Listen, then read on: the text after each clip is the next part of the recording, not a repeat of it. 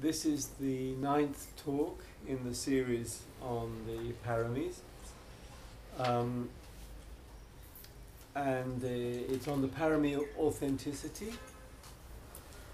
And we can call this talk Living with the Truth.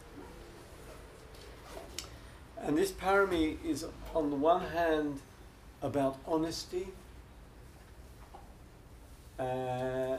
being truthful, being straight with what we know, being authentic. But it goes all the way, like all the Paramis, at the deepest level, to the ultimate truth. And then truth, in the ultimate sense, is equivalent to Dharma. So I think we all know, and I want to start off with something which is very obvious, and we all want to forget it. That it's not easy to be authentic. It's simply not easy. Actually, if we look carefully, we're constantly lying. We are constantly not authentic. A baby can't lie, right? A baby has to tell the truth. There's no lies in a baby. A cat or a dog can't lie. Humans are so influenced by the time we become adult. We are so influenced by so many voices that we don't know what's our real voice and what's somebody else's voice. We actually don't know what it means to be authentic, because we're not sure if it's our voice or it's just voices of others. Our parents, our school, our society, the newspapers we quote, the books we read. Who are we? So we really can't be authentic, Ada Sof, to the end, in that situation. And we have to ask why that is. And the basis of it is that we are vulnerable. We are vulnerable, sensitive, and easily hurt. And our vulnerability, our insecurity, makes us believe whatever we hear, or a lot of what we hear. Because we're insecure, we believe. We want to believe. And we do believe.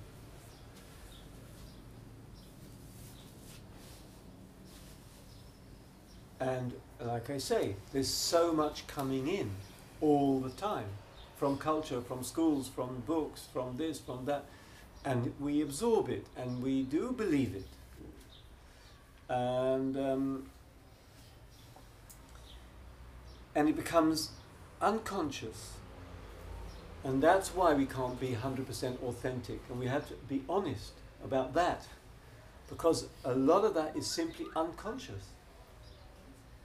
The voices that we hear and come inside us all our life, they become us. So are they true, or are they not true? Or are they really authentic, or are they not? How do we know? It comes out really, really clearly in situations like the last war in Gaza. There you see, you open the television, and everybody will say, everybody except very few voices who are ready to stand up and have the courage and say, wait a minute, what is it that we are doing? Everybody from all political spectrum will say, we have no choice. We have to do that. There isn't a choice. We're being attacked. We have to defend. This is our role. This is And that's why I wrote an article actually about this, questioning: is it true that we have no choice? But it's just an example of how everyone is caught in a kind of a narrative, a story called We Have No Choice. And it's just a small example, but very powerful one. We take inside the views of the Eder, the herd. We are herd animals. We're like buffaloes, I don't know. We're animals like Tanim. Last night I was running in the dark in Klil, and next to me on this side I heard Tanim going, oh, oh, and the other side another group going, oh, oh. It was a little bit scary, but anyway, I just suddenly thought, this is humans also. We are like that. We are a herd, we are a group. We all go, one goes, oh, and so everyone goes, oh.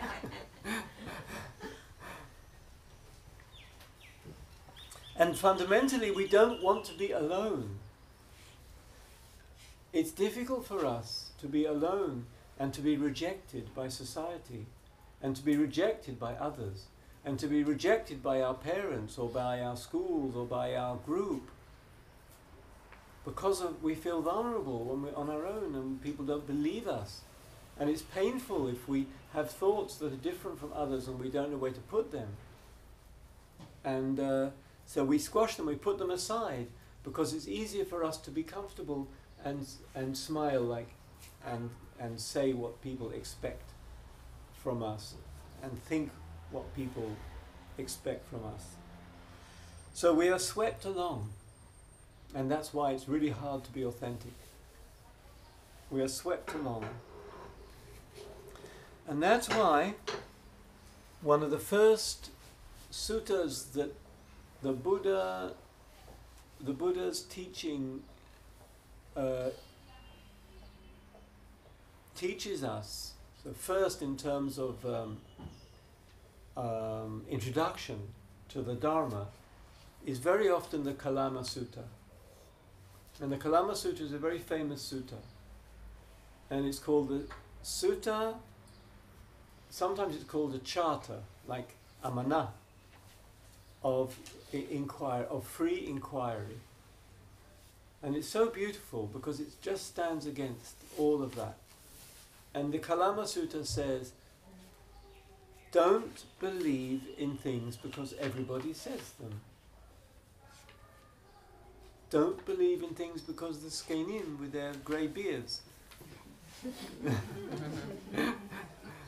including this one. Don't believe in things because the old guys, the Ziknei HaShevet, because those guys say. Don't believe in things because they're written in the old books. Don't believe in things because you read them and everyone's talking about them. But when you observe fully something, explore directly what it is that you know and experience, and it is beneficial to you and to others, then go in that direction. In other words, just try it out, just experience things, not believe them, experience, and go from there. If it's helpful and good, then you know you're on the right track. So we need this independence and autonomy. The last words of the Buddha before he died were just this, so important. The Buddha said, be an island to yourself. This doesn't mean to be cut off, because the whole of the Dharma is about relationships, and honesty, truthfulness, authenticity will show us that we're intimate. We're not a self locked away, that we are intimate with everything.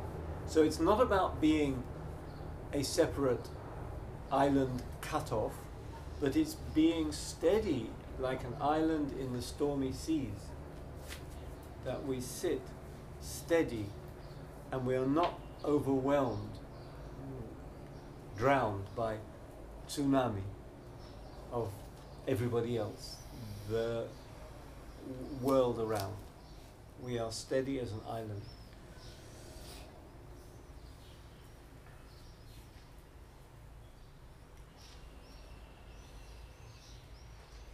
So I've got a very nice poem that I forgot to send it to you, but I'd like to. Some of you know it already, by Mary Oliver.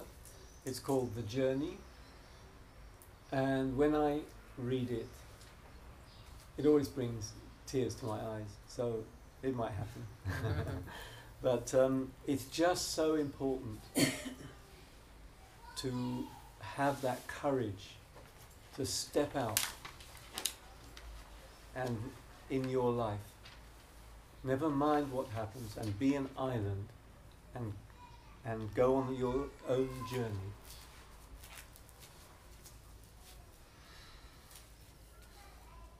One day, you finally knew what you had to do and began. Though the voices around you kept shouting their bad advice, though the whole house began to tremble, and you felt the old pull at your ankles, "Mend my life," each voice cried, but you didn't stop. You knew what you had to do. Though the wind pried with its stiff fingers, pride means pulled with its stiff fingers at the very foundations, though their melancholy was terrible. It was already late enough, and a wild night, and the road full of fallen branches and stones. But little by little, as you left their voices behind, the stars began to burn through the sheets of clouds, and there was a new voice, which you slowly recognized as your own, that kept you company as you strode deeper and deeper into the world, determined to do the only thing you could do, determined to save the only life you could save.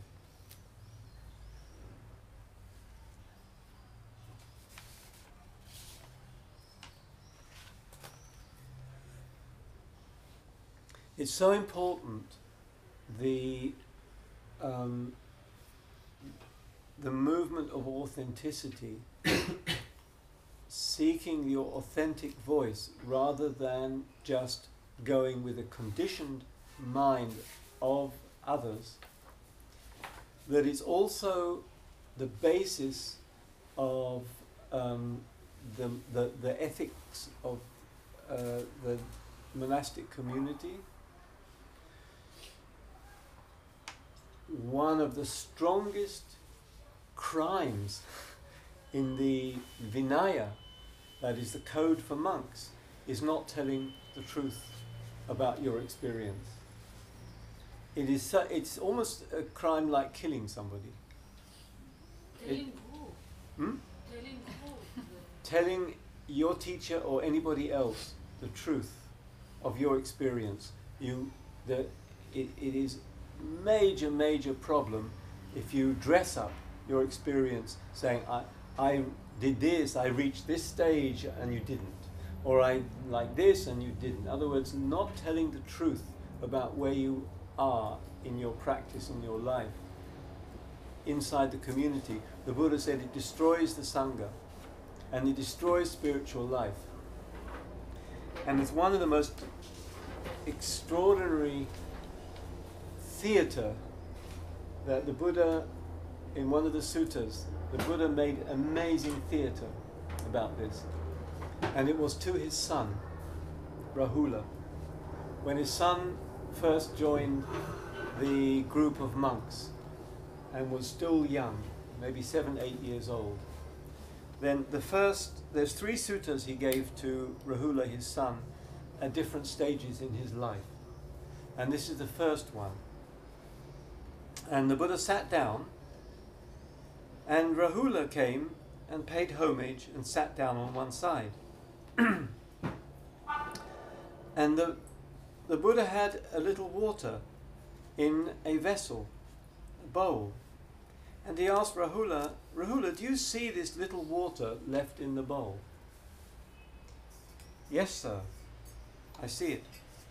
So the Buddha said, just so is the spiritual practice of those, such a little water, who are not ashamed to tell a lie. In other words, there's so little there. It's klum, it's nothing. Just a drop of water, that's all it is. It's not full. And then the Buddha threw away the water. And he said, do you see that little water thrown away? Yes, said Rahula. So, Rahula, those who are not ashamed to tell a deliberate lie have thrown away their spiritual practice, their monastic life as monks.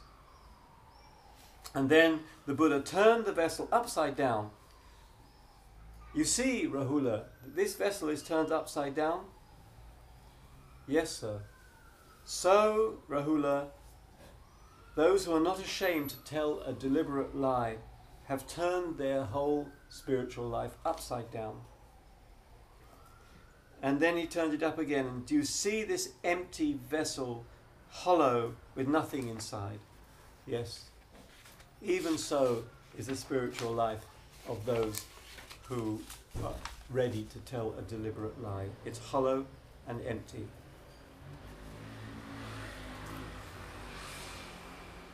And then he said to Rahula, someone that's ready to tell a lie, there is no end to the ethical problems that will come from that.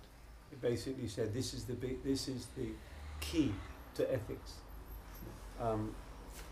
So pretty heavy for a 7-year-old boy, but I guess he really, after that, he really got the message after such theatre from the Buddha. But it's the basis of the Sangha, and it's the basis of clarity, because you can't have clarity. And the whole of the Dharma is about being clear what it is that you see. And you can't have clarity if you cover it over with non-authentic, with covering over, with hypocrisy, tzviut, with pretending to the teacher that you're ready at a certain stage and you're not. Everything collapses. So it was really important to the monastics. So it's something very important for us to consider.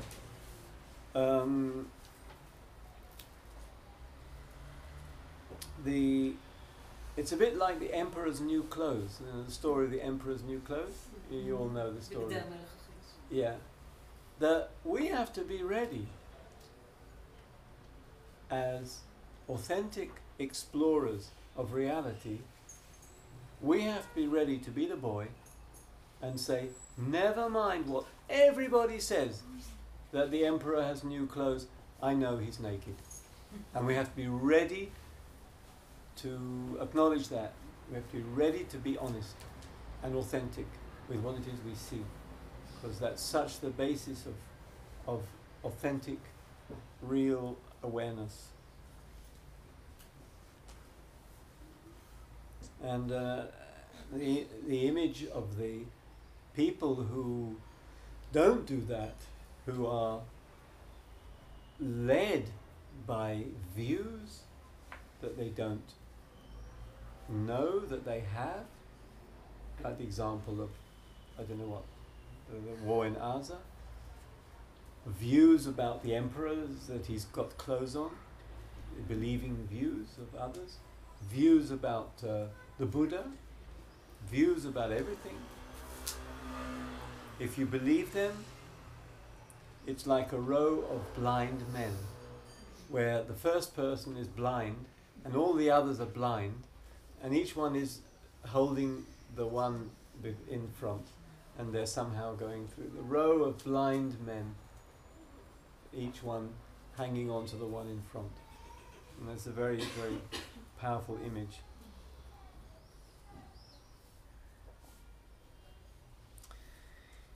So it's the basis of inquiry and awareness, this parami. The basis of our awareness, which is what I really know. And that's why we do so much work with, for example, the breath and the body. Because it's not so easy to lie about the bodily experience.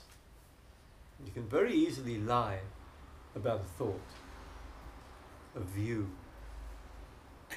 an opinion,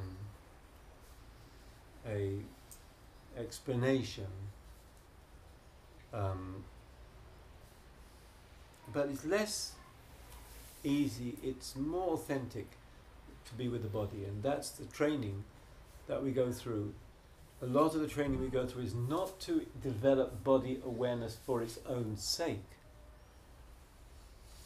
but to develop a skill in seeing things without lying, directly as they are, without tivuch or opinions of others or parshanuyot, commenting thoughts about. It's not dressed up. How can we know if we see it? I'll come to it. So usually the authentic knowing is covered over by the three poisons. What covers authentic knowing is the three poisons. And I mentioned one already, the poison of three poisons: greed, hate and delusion. Greed, the wanting, the needing, the having to have, the desire and so on. Hate is the aversion, the not wanting, the negative, and delusion is the ashlaya, the unreality. So we can see that, I already mentioned how fear, because we're vulnerable, which is the second, hate or negative, we believe others. We believe what people say to us because we're vulnerable. We don't have the courage to be an island. So we believe what people say, it's rather more easy for us to live like that. I remember a small example.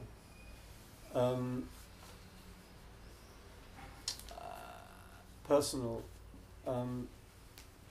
I had the good fortune, as I've said before, of having some of the most important life-changing experiences were in the 60s.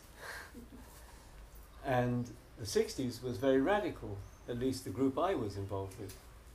And we made, in a way, quite a big change in culture. And it was based on this, in a way, which is, what do we really know? And what do we really see? But I then had a problem, which is, do I go back into society after many experiences that kind of disintegrate, mefarek, my world, the ordinary world that was, everyone says this is reality. So do I go back into society, or do I stay out on the edge?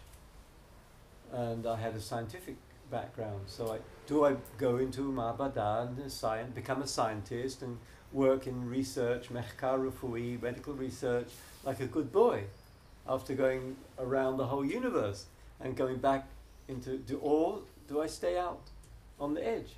And I made the decision to go back in society and finish my doctorate and so on. This wasn't easy because of exactly this point. And I decided that I had to do that and bring an alternative voice, or what I felt authentic voice, into a big atzaga, a big game, belief system called science, which has so many negative problems and issues. I decided that I would rather be authentic inside. But I remember the difficulty of that decision, which is really hard for me, to be authentic in the middle of, and it was much more comfortable to stay outside and be a hippie and stay out there and have a good time. And no, I went back into society and struggled with professors and with people, you know, with the academic world, and I'm still struggling with them, by the way. Just yesterday, having arguments on the email about mindfulness and the academic world. So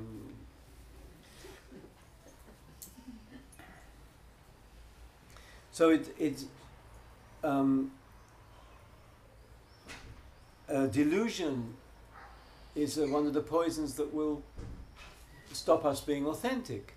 Delusion, hashlaya, tzviut, I am right, is fundamental delusion. My views are right. What I think is correct and others are wrong is fundamental delusion. And greed, ego, I am, I believe in me, because of my need, I'm going like this, I'm thinking like that. Comfortable dharma, for example, is greed. But the truth is challenging. It takes things to pieces. And comfortable dharma is standing against that. When you go to California, this is why Christopher always grumbling about California, because he's radical, and when he goes to California he disturbs people. Because he asks them, do you really need to live like you do in California? Do you really need to buy and be so you know, take your possessions so importantly? And but if you penetrate with respect and intimacy into your experience, it always cuts through all of this. Like the Kalama Sutta says. And one of the places which can be very helpful is to really begin to see all views as simply views. And one of the places of experiencing truth is to be able to see that what you think is just a view and is built by others and isn't the ultimate truth. And that's important. All your thoughts, all your opinions, all your conclusions are the result of conditioning, and therefore they're just a view and not the absolute truth. You can never know if you're right. You can never say I'm right and others are wrong, because everything is based on context. I have an old friend that I knew from the 60s, and we have constantly arguments about this. And he always says, but the truth, you can't say that the truth is 2 plus 2 doesn't equal 4. You can't say that. It might be what 2 plus 2 equals something else. 5. So there must be an absolute. Your views, your thoughts must be in some way absolutely right. You say no. No, they're views. In a certain context, everything is questioned. It needs a person, a view, a Western view, and a view of numbers, a view of measuring, many things, in order to say 2 plus 2. So nothing is absolutely true. They are views. And the Buddha said, when you know this, you protect the truth. The truth is safe if you don't believe your views, if you just say it's a view. The whole of the Dharma, all the suttas, you know how they begin? Exactly. They don't begin by saying, the Buddha said absolute true. It says, Kacha Shamati, this I have heard. Every single of the 10,000 suttas starts like this. This I have heard. In other words, I just heard it. It is not the absolute truth. Something I heard. Take responsibility for something is a view. If it's useful, if it's helpful, go with it. If you explore it, go with it. But don't think of everything as the absolute truth. That just doesn't exist. So it's safeguarding the truth, but it isn't the ultimate truth either. When you say, my thought is just a view, you are, according to the Buddhist teaching, you are protecting the truth, but it's still not the deeper truth itself. So I want to go to a deeper level. The deeper level is satya. It's the Pali word for truth, or satya, which is the Sanskrit word for truth. Satyagraha was the word for the movement of Mahatma Gandhi, and Satyagraha means the power of truth. Truth has a power. It's a good word. And so, on a deeper level, and the Parami, when it goes deeper, becomes ultimate truth. Like every one of the Paramis, when they go deeper, becomes ultimate. Mukhlat becomes something to do with awakening. And the first thing we have to understand about truth is that it kind of blows away concepts, thoughts about things, all of which are views. So the truth just blows it all away. The truth, they can't stand up against truth. Truth, when something enters the human mind, the truth tends to just throw it out. So, for example, a thought we recognize as just a thought, not believing in the story. As soon as we believe the story, we've lost, in a way, deeper truth. If we see it as story, something we are attached to, and something that we like or hold on to, we're in the world of truth. We see a thought, we see a story, we see the way we attach to it. There's a truth in that. We believe in the story, we lost the truth. We are in the world of conditioning, we are swept away. We believe that we know. It's full of conditioning. Belief of stories come from other people, so we believe other people, what they say, what all the voices from that, as the poem says, are holding on to our heels. Machzikim et ha'ekvot, et ha'ekevim. Hold, don't let us move.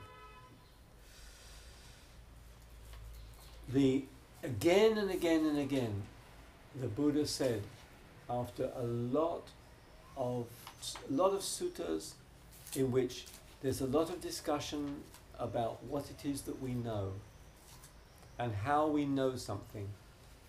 And the Buddha again and again at the end of the sutta says, after all,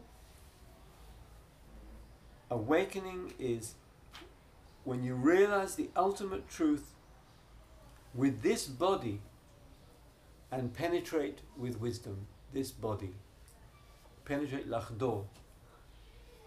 So, ultimate truth and the awakening is when you penetrate this body, this experience with wisdom, rather than believing any story that arises. So it needs penetration, it needs going into this body.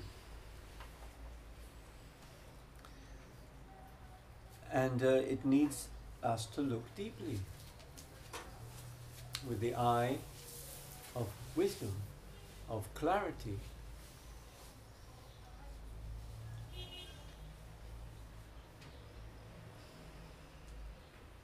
And when we look deeply, we ask, what is it that I really know? Is it true? Like Byron Katie question. Is it true? Yeah, she's really nice. She's developed this very useful process. Anything that comes up, and it's anything that comes up, any thought, any conclusion, any view, anything at all, a pattern, a story, a perception, an impression, anything, is it true? And is it useful? And so you're back in truth, the territory of truth. You ask that question, is it true?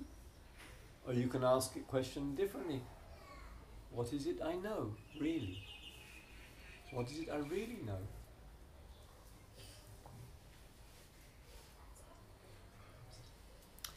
And it cuts through everything.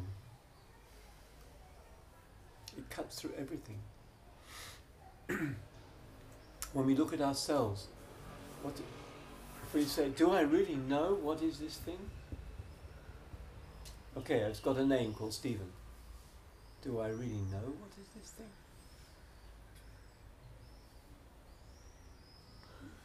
Can anyone say what it really is? Can anyone say what is any label? I am this, I am a Buddhist, I am a soldier, I am a policeman, I am a lawyer, I am a millionaire, I am a mother, I am a father. Do we know what that means?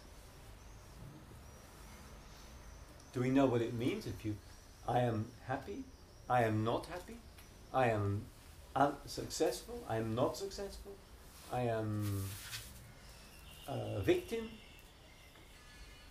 I am a teacher, I am a spiritual teacher.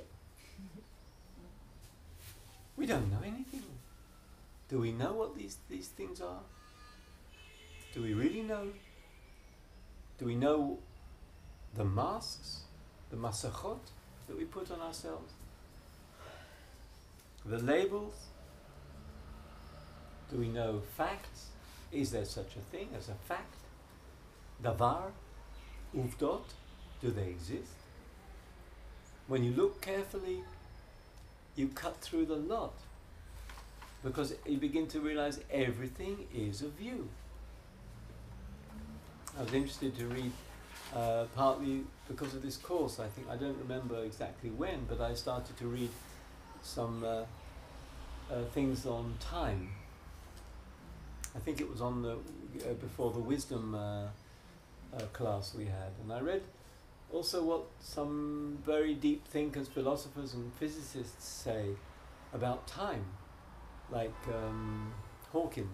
Stephen Hawkins and others, and they all say the same thing, which is time is something that needs a measurer to measure.